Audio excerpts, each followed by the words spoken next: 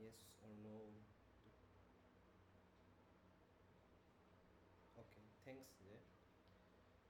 So, welcome back again to the week 2 of the Thermodynamics course.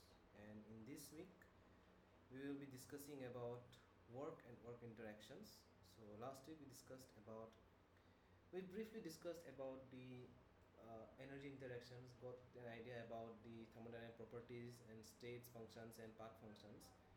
And with that, I think you more or less now have an idea that heat, work, and at least these three properties, that is heat interaction, not properties, I would say three uh, three type of energy interactions, two type of energy interactions, that is you know about heat, work, and the property of the system, that is energy. At least you have a brief idea about these things. So these are the primary uh, how to say entities that we will be discussing in our throughout the course, and if the course permits, we will also discuss about entropy, which is, I can say, one of the most important uh, conclusions that we get, or most important topic that is covered in this course, thermodynamics. The idea of how entropy is generated, how the entropy plays role in these different kinds of thermodynamic laws, and how it more or less governs the entire working of the entire processes that we see in our day-to-day life. So if the course permits, we will discuss about entropy, but until then, the primary entities that we will be discussing about are heat interactions, work interaction, and energy. Okay. uh, just as a precursor, I will like to state that in this week we will be primarily discussing about work. Okay.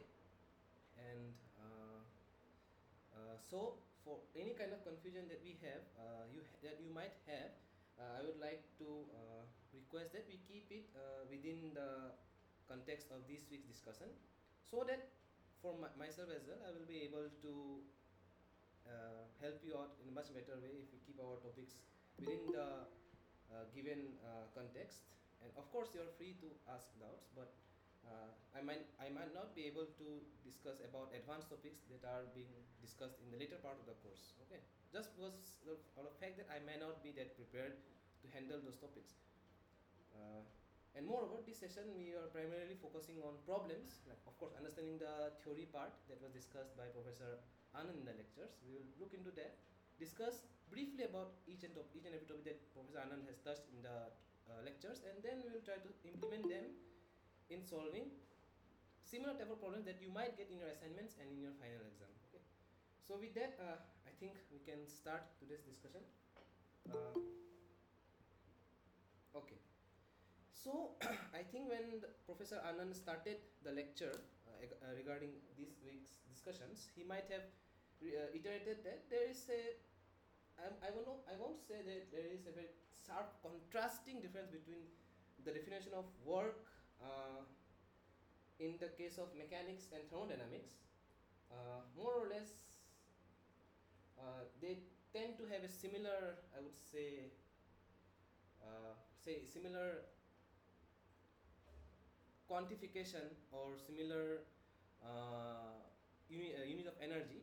More or less the definition is same. No, I won't say definition, more or less the implications are same, but the way that we define it, the way that we try to perceive it is a bit different from what we learn in mechanics and what we are going to discuss in thermodynamics. Okay, so that is what something Professor Anand might have emphasized, and I would like you to keep that in mind as well. So it's not that important, or it's not that critical that you tend to have that you need to remember this distinction quite loud and clear, but it's just an essence that you need to have while trying to perceive what work interaction really is in the case of thermodynamics.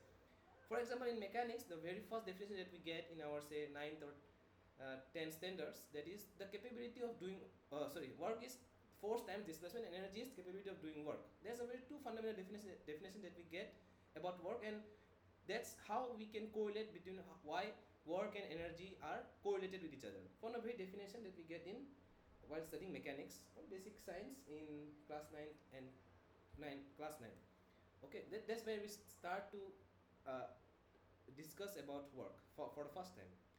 But when it comes to thermodynamics, you may see that from now onwards, this both work and energy, that is internal energy, in the case of energy of system, in the case that we discussed in the first law of thermodynamics, these are more like energy interactions, like interactions with the energy interaction between the system and the surrounding, rather than clearly distinguishing with like with a with a force and displacement. We say that this is more or less like an energy interaction. Okay, and we will see that when the primary mode of work that we will be discussing, that is the PdV work, it more or less also has a certain amount of displacement that is being perceived in the form of this change in volume. But still, a better way to understand or think about this work in the case from the perspective of thermodynamics would be as a form of an energy interaction between the system and the surrounding. Okay, so sorry. So I hope this is clear. Okay, so let's now proceed further. Okay, and of course, power. I don't think we need to discuss it, but still, power is the rate of doing work, where the unit of work, let me just write it, would be joules, and the unit of power would be joule per second or watt. Okay, W. Okay, I hope it's clear. And as discussed by Professor Anand in the lectures, a very formal way of defining work, it is the formal definition that we usually use when defining work in thermodynamics. But whatever I've discussed till now, I hope more or less you got an idea of what work actually is from the perspective of thermodynamics. Okay, so work is said to be done by a system during a given operation if the sole effect external to the system could be reduced to the raising of a weight through a distance. Okay, it's the formal definition of work from the perspective of thermodynamics. So for example, if a gas, if say we are applying a certain amount of heat to a system, that results in the expansion of the system contents within the system. For example, it may be gas or liquid, whatever it may be. For example, if it is gas, because of the heat applied to the system, the gas will expand. And because of this expansion, if the boundaries are movable, you will see a certain amount of displacement in the boundaries, which will result in the increase in the volume of the system. So you can see there is certain amount of displacement because of the increase in the volume, and certain amount of force applied on the system boundaries because of this increase in the pressure. So you can see, and pressure, if you correlate with area, you will see there is a certain force. So more or less, the idea of displacement and work, you can displacement and this work, you can try to correlate now in the case of PdV work. And the thing that we are trying to explain in this definition is that this heat interaction, or I would say that has resulted in the system to do some work, can be reduced by substituting this heat interaction by the help of, say, a kind of I would just say it's a kind of rotor that generates this that applies this energy input to the system, and this rotation of this rotor can be used to lift a weight outside of the system. Okay, so that's what it really means. Okay, it's very I would say it might seem quite irrelevant at first, but this is what a formal definition for its work is in the perspective of thermodynamics. I hope it's still we will deal with some examples. You will see that a rotor operating outside, a rotor operating on a system does some work, and you will see that how this interaction is being perceived. Okay, so I just ask you to wait for till that moment. Just keep this definition in mind for now. Okay, just keep this definition in mind for now. We'll come into the example, and then we can continue, I guess. Okay, so now, yeah, this is the most important part, I would say, for beginners to the thermodynamics course. That is the sign conversion. Okay, so let me just go back to the first law of thermodynamics. Again, I'm reiterating that we have not formally started to discuss about the we have not formally started to discuss the first law of thermodynamics, but we just gave a very vague definition about this law of thermodynamics, which is basically the conservation energy. in the first lectures by Professor Anand and the first problem solving session by me in the last week. Okay, so here you will see that this is the formal definition of this first law of thermodynamics for a thermodynamic process. Okay, now what should be the sign convention for this work interaction? Okay, like what should it be, plus or minus? Okay, so the thing is that in most of the standardized textbooks for thermodynamics, and in most of the standard thermodynamics textbooks, what we use is that if the work is done by the system, okay, if the work is done by the system, then this work interaction is taken as positive. Okay, and if the work is done on the system, okay, then the sign convention for this work interaction is taken as negative. Okay, so this is a very crucial thing to remember. And why I'm saying this, because we have to be consistent with this throughout the course so that we can properly properly quantify these heat and work interactions. Okay, that's why the sign convention is important. You need to keep it consistent. Okay, and in very rare cases, depending on the author, they might interchange the signs. Okay, that's completely fine, but they also, if you see, they try to be consistent. Like if they take this work done on the system as positive and say work done by the system is negative, I'm just saying if some authors do that, they will try to accordingly change the sign convention of heat interaction as well, just to balance out this change in the sign convention from both the sides. Okay, so that's what we are doing. But to keep it simple, I will just say that since keeping the standards of most of the thermodynamics textbooks, let us follow the most generalized sign convention. That is, if the work done by the system is positive and the work done on the system is negative. Similarly, let me tell you for heat interaction as well, just as a precursor when we try to discuss the first of thermodynamics. If heat supplied to the system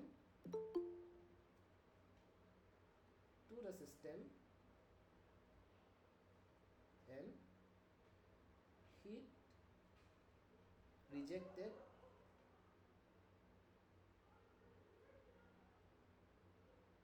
out of the system. So these are two possible ways of heat interaction. So in this case, heat supplied to the system is taken as positive and heat rejected out of the system is taken as negative. Okay. So these are the sign convention that we need to remember throughout the course and be consistent with it. Okay. Sorry, I hope it's clear. So let's proceed further. Yeah. So as Professor Anand might have discussed, there are different types of work interaction that can occur in the system, but the primary work interaction that we will primarily focus upon throughout the course is the PdV work. Okay, most of the examples that you will see will involve certain type of PdV work. Okay, so we need to quantify it, and we will see that we will do a very detailed analysis of different types of PdV works. For example, say for isobaric process, for isochoric process, which is a constant volume process, or an adiabatic process, okay, even a polytropic process, how this PdV work interaction can be formally quantified. So we'll look into that. So by its definition, a displacement work or the PdV work is a mode of work involved when a system boundary sweeps a volume interacting with its surrounding, and the volume swept may be against the surrounding or against the system. Okay, depending upon whether the system does work or not. So I hope the definition is quite simple and clear. I don't think we need to discuss it that much. Okay. Yeah, and one more key this thing was that this kind of PdV work can only be evaluated for a quasi-static process. Okay. So of course without negating gravity and electric forces, but the thing is, this kind of PdV work can only be evaluated for this quasi-static processes. If you recall, in the last week discussed that quasi-static processes are processes that are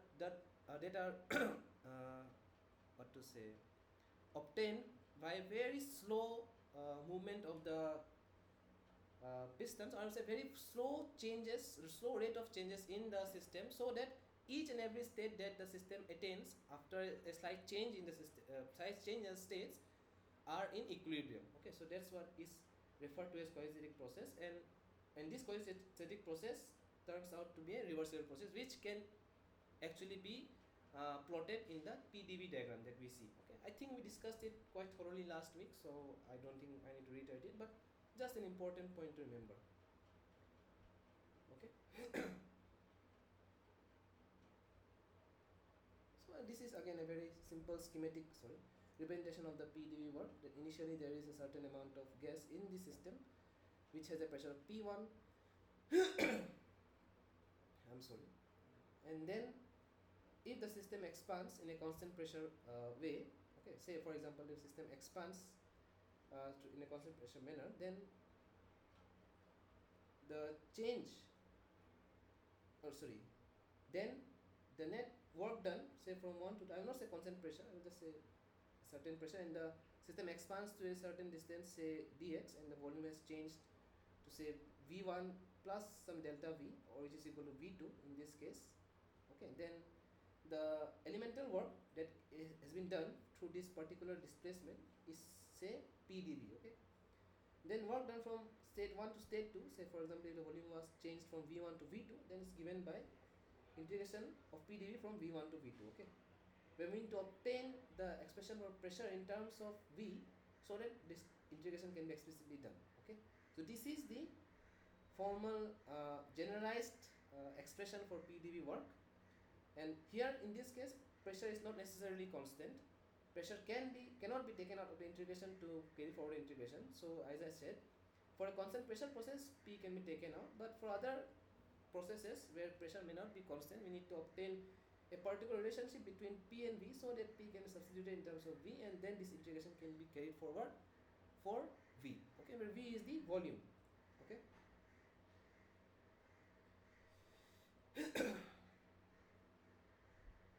Yeah, so I think these things can be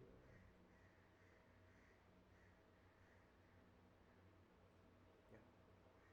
Okay, so now comes the different types of PDV work. Okay, or different scenarios where PDV, the different scenarios for which we need to obtain the specific expression for the PDV work. Okay, so this is a PV plot. PV plot will basically mean the pressure versus volume plot. Okay, and these are different lines that shows the different PDV work done. Okay, for example, in the case of a pressure is equal to constant, okay, where P equal to C, this straight horizontal line would represent a constant pressure process in the PDV plot. Okay, then in the case of an isothermal process where temperature is constant, there is a very specific relationship between pressure and volume, and we see that pressure times volume turns out to be a constant value for all the states in this particular process. So PV is equal to constant for a isothermal process.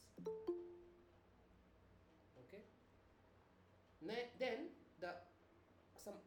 another specific case is an adiabatic process. For this case, I would say for adiabatic process, this heat interaction is equal to 0 between the system and the surrounding. Basically, the system is insulated, then there's certain amount of work done on the system. Then we say that kind of system is an adiabatic system where there's no heat interaction. Okay. So the relationship between this pressure and volume is given by PV gamma is equal to constant, where gamma is the ratio of the specific heats. Okay, or we'll just say, again, these are not formally introduced by now, but it's just the ratio of the specific heats. It is the specific heat at constant pressure divided by specific heat at constant volume. Okay, so we will come into it again when we try to discuss about the first law. We will dive deep into it, but for now you can say that this gamma is a constant value for ideal gases, where gamma is equal to 1.4. Okay, or yeah, then comes a process that is not generalized. It is not specific, but can, let us assume that it's a generalized case. Okay, that's why that process is represented as a polytropic process. Okay, so you can see that in all these processes, okay, I'm sorry, I forgot the one more case, that is the constant volume process.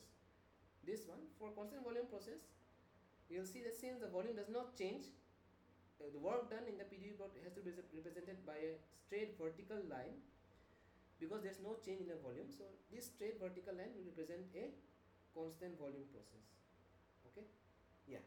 Now comes the generalized process known as the polytropic process, where we can represent this relationship between PV as PV to the power n is equal to some constant. So you will see that for an isobaric process, n will be equal to 0, because if n equal to 0, then V to the power 0 is 1. So this is a constant pressure process. Similarly, for an isothermal process, n equal to 1, you will get PV is equal to some constant. For an adiabatic process, n will be equal to gamma, this is specific ratio, then it is an adiabatic process. And for an isochoric process, n is plus or minus infinity, which represents an isochoric process. Okay. So I hope this is clear. So now let's look into the expressions for different PdV work for this particular processes. Okay. So I will try to move a bit faster so that we can give more time on solving problems. Okay. So I hope that's fine. Yeah.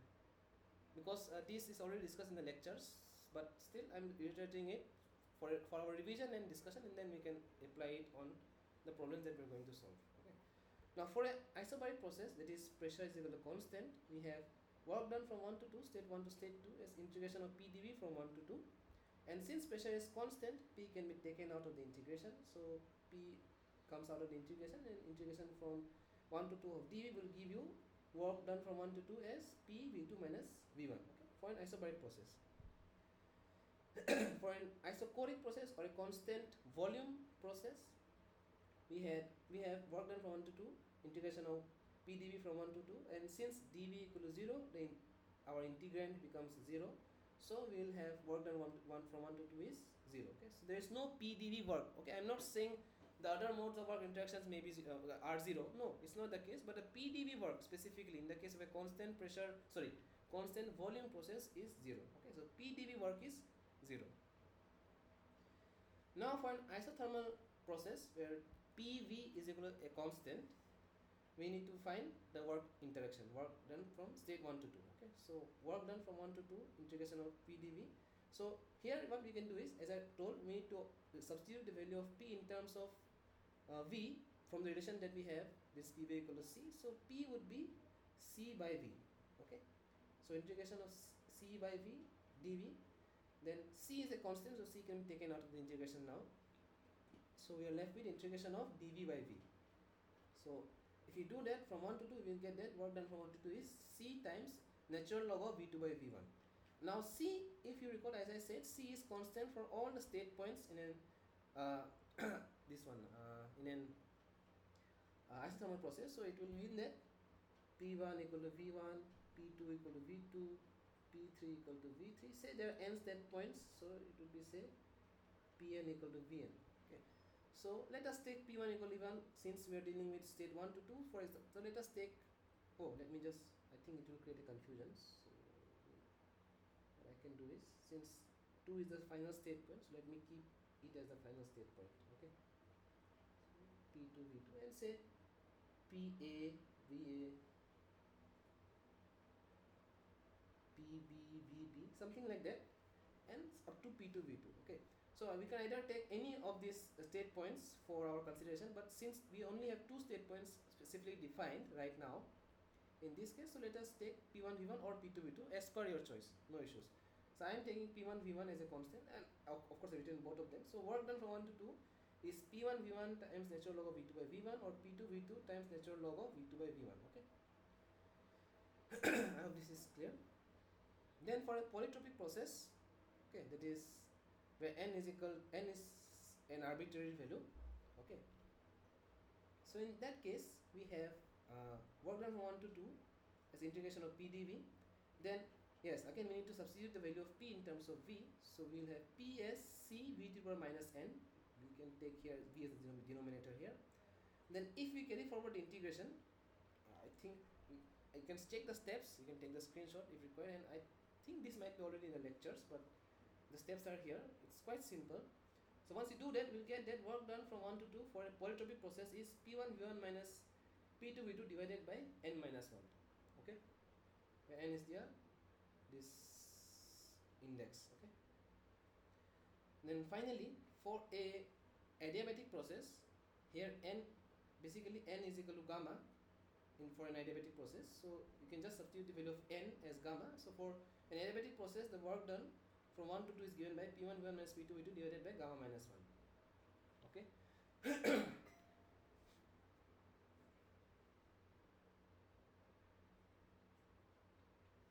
Yeah. So again there is a slide. I hope this is clear till now. Okay. The expressions, the PDB work, all this thing, I think it is clear.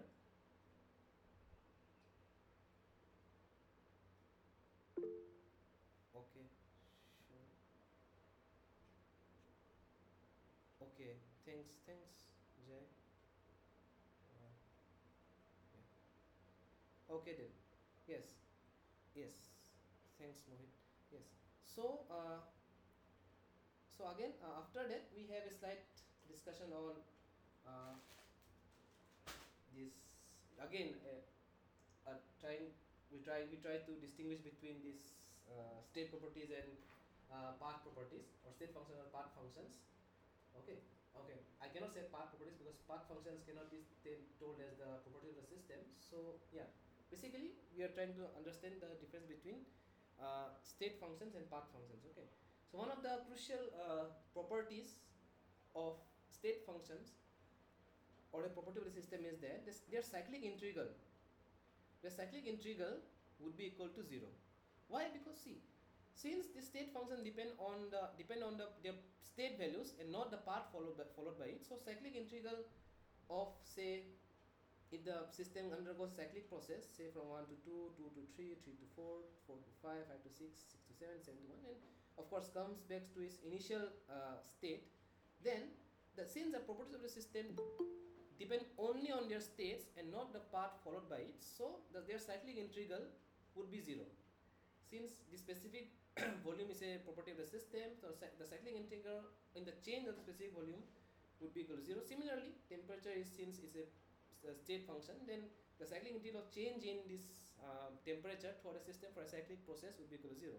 Similar things we can say for internal energy, where the change in the internal energy of the system would be for cyclic process would be equal to 0. Okay, but this thing we cannot say, we cannot say it for heat and work interaction. Why? Because these are path functions. Okay, so okay, we have not yet I would say we have not yet formally started the first law of thermodynamics, so I do not have the proof right now with me, but if you say once we start discussing about the first law of thermodynamics, there's a very elegant proof, of course very simple, between to show that the internal energy is the property of the system, where we take different parts followed by the system and show that the net change in the internal energy remains same. Net change in internal energy remains same for different parts, given that both your heat and work interactions are path functions. Okay, so I think again Professor Anand might have reiterated that we are again doing a chicken and egg thing, like we are defining work in terms of energy, then define energy in terms of work. We will do that continuously, and everything will be clear once we reach the first law of thermodynamics. Okay, but for now you can take it as a statement that these energy interactions are path functions, and this internal energy is a state function, and work and heat interactions are path functions. Okay, and by path function we will mean that the change in the work done will depend on the path followed by the system to attain that particular work. Okay, so for example, in this case, okay, say the system goes from state 1 to state 2, then state 2 to state 3, and state 3 to state 4, and back to state 1. So basically again the system here completes a thermodynamic cycle. Okay, and again similar to the previous case, the change in the specific volume, because you can see that change in volume from 1 to 2 is 1 back to point 1 is 0 because the volume is same. Okay, similarly change in temperature would be 0 for this cyclic process, but there would be a change in the there will be net work done by the system and net work done by the net heat interaction in the system even for a cyclic process, because these are part functions. Okay, and basically the work done, net work done by the system in a cyclic process is basically the area under this PdV diagram. Okay.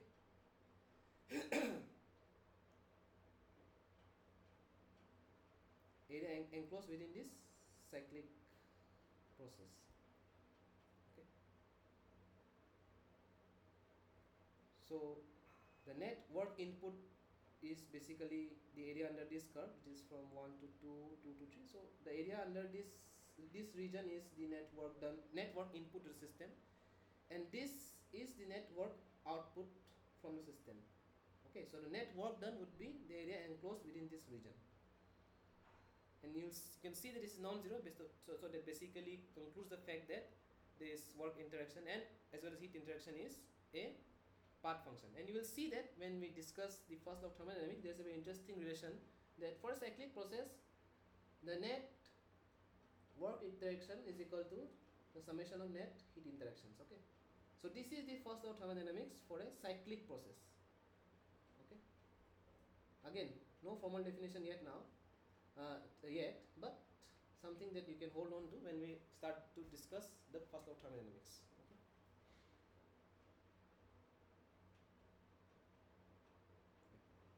So there are a few important points. Let us go through them once. I won't discuss very deeply all these things because since they're already discussed in the class, but I'll just go through them once. If you have any doubt, you can ask. And I have one. Okay, let us go through it and I will discuss the thing. Okay. So work is an energy interaction for the system and the surrounding, and for that we require a donor, a receiver, and an interaction. So basically, there has to be a system and a surrounding, and a net interaction between the system and the surrounding for work to be done. Okay, and the work done by the system and the surrounding, if we add it up, it should be equal to 0. I'm sorry. Okay.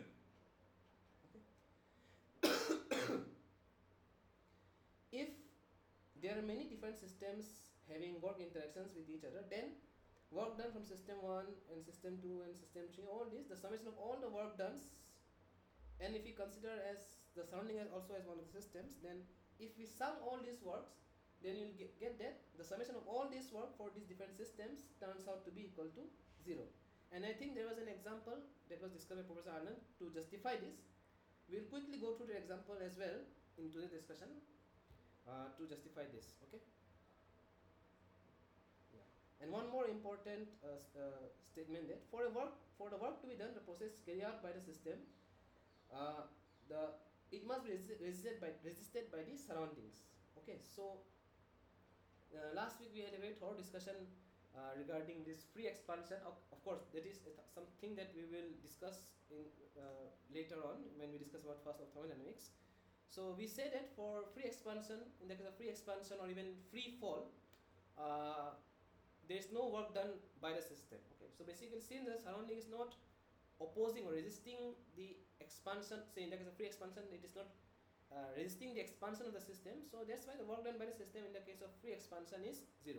Similarly, in the case of free fall, if there is no air resistance on the object falling through a particular height, so the work done by the object while the process of falling from a certain height is 0. Work done by the object that is falling is 0. Okay.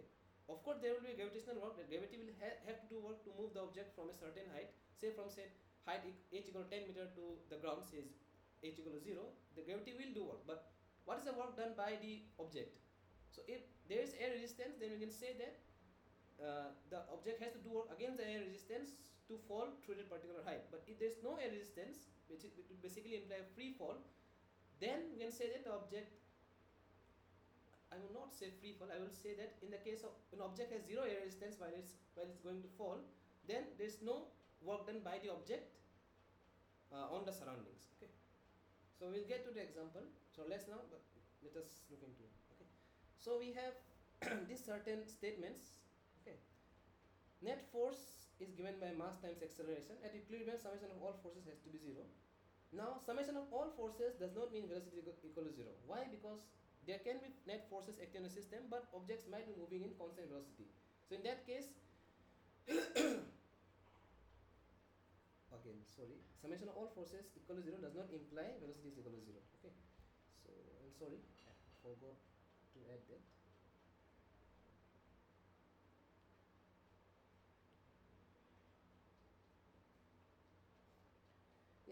And this was one example that one question that was asked last week. So there is an explanation written here. I tried to look into this, and I will discuss it briefly right now. But I hope it will satisfy the doubt. But I'm not quite sure. Okay, so I will just discuss it Let me discuss it once. Okay. So there's one statement in the slides by Professor Anand that summation of all forces does not mean the network interaction is 0. Okay. So and there was no thorough follow up on this particular statement. So let us just try to look into one example.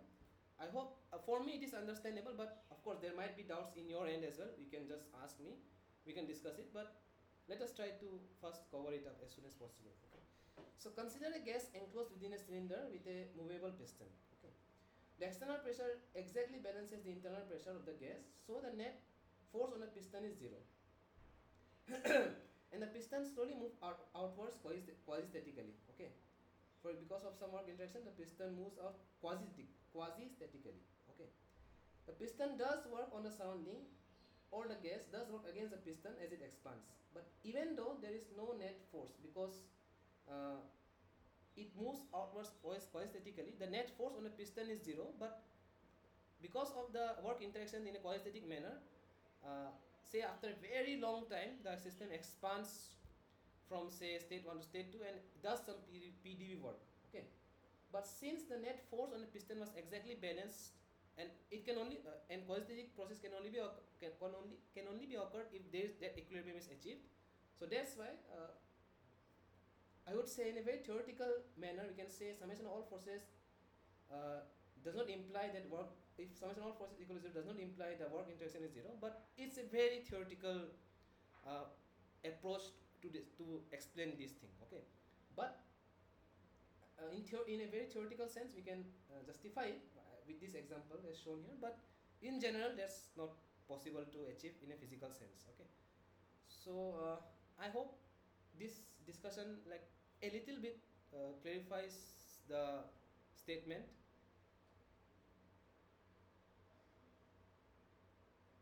Just yes or no will be fine. Again, there can be discussions, but I hope this clarifies the doubt. It was asked last week, so. Yes, sir. Thank you for this explanation, sir.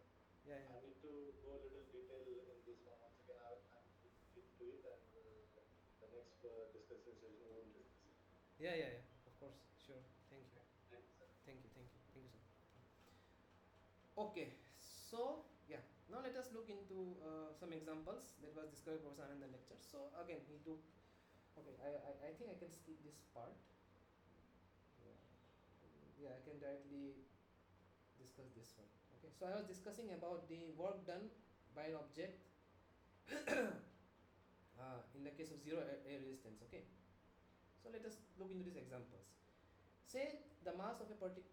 This was discussed in the lectures, but I'm just going through it once just to revise. Okay, so the mass of a person on an object, I will say 60 kg, and the weight would be just mass times acceleration due to gravity, say around 600 Newton.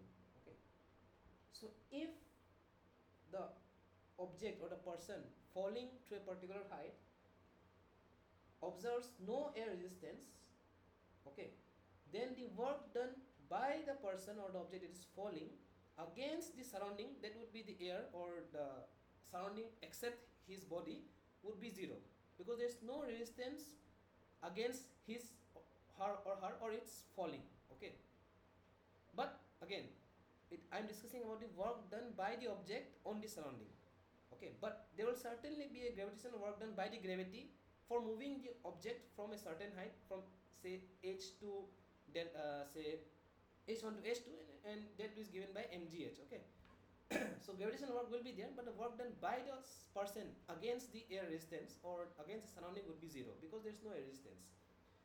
Similarly, if it is partially resisted, say say the first person of say weight of 600 Newton is falling and there's only a resistance of 50 Newton against his fall, then the work done by the person against the surrounding would be I'm sorry, would be 50 Newton times the height that the person has fallen, so it will be around 50,000 joules or 50 kilojoule. Now similarly, if there is 100% air resistance on the object, on the person falling downwards, then we will have that the weight of the person is being balanced by the air resistance. So basically now the person is falling in its terminal velocity. In that case, since it is 100% resisted, then the work done by the person would be basically mgh or 600, that is the mg weight times the displacement, that is h, that would be 6 lakh joules or 600 kilojoules. Okay, but in all the and this I am discussing about the work done by the system, that is the person in this case, on the surrounding. But in all the cases, if they fall to the same height, then the work done by the gravity on the person would be same, that is 6 lakh joules. Okay, so I hope the difference is clear. Okay. Okay. So as mentioned, there can be different types of work interactions. Okay, there is gravitational work that I discussed now. There can be shaft work. This is because of the rotation of a shaft that would induce a work in the system. We'll see some examples. Electrical work because of the heating of the electrical wires or electrical appliances because of the flow of current through them. Okay, and of course the presence of resistance in those uh, electrical appliances. Okay, then surface tension work, where sigma is the surface tension coefficient and delta is a change in the area of the system. Then spring work, okay, it's given by half kx over k is the spring constant and x is the net displacement. Okay, okay. So okay, I will skip this example. Let us take this example. Okay, I know this was discussed by Professor Anand, but I will try to quickly go through it once. Okay, I will not what's dwell upon every step for a long time. I will try to quickly go through it once. If you have any doubt in any of the steps, you can ask me. Okay, but for now, I will just try to quickly go through it so that we can discuss some new problems. Okay, a DC electrical motor is used to operate a hoist mechanism in a crane. The motor is supplied with 300 volt and 10 ampere, 300 volt and 10 ampere from a DC source for a period of 2 minutes. Okay, so these are the key parameters that are defined in the system.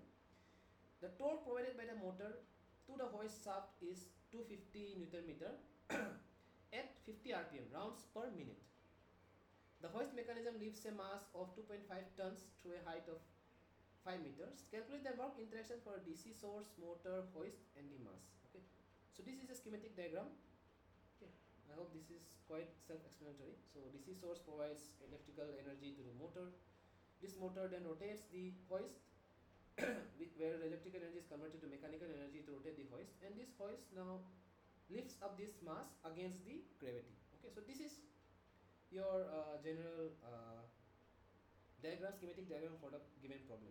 Okay. Now the electrical work that will be given by power times the time for which the electrical appliances has been operated. So it will be volume, power is VI, where I'm not sorry, it's not volume, it's voltage times the current times the time for which it is operated. Sorry. So if you do that, you'll get that the electrical work is 360 kilojoules. Okay. Now we need to find the work done by the shaft. Okay, the shaft in this case. So first, this is our system. Okay, this is our system 1, this is our system 2, this is our system 3. Okay, now for this hoist mechanism, okay, so there are now two types of work interactions. First is the work input by the electrical energy from the from this DC source. Okay, so there is W electric plus a work output of W shaft. So electrical input we already know is 360 kilojoule. Sign convention, we will look into it once. The other energy interaction is the work interaction because of this hoist mechanism. Okay. So for this kind of systems where there is a rotating shaft, the power is given by torque times the angular velocity. Okay, where angular velocity is given by 2 pi n, where n should be in terms of rounds per second. Okay, so we had n is equal to 50 rpm, so it will be in terms of rounds per second, it will be 50 divided by 60. So 2 times 3.1416 pi times 50 divided by 60 into 250, that is the torque generated because of this rotation of the shaft. So from that we get that power is equal to 1308.9 watt. Okay, the net work done in the case of these rotating shafts is given by the net torque times the net angular displacement. Okay, again the concept of this angular displacement comes into picture.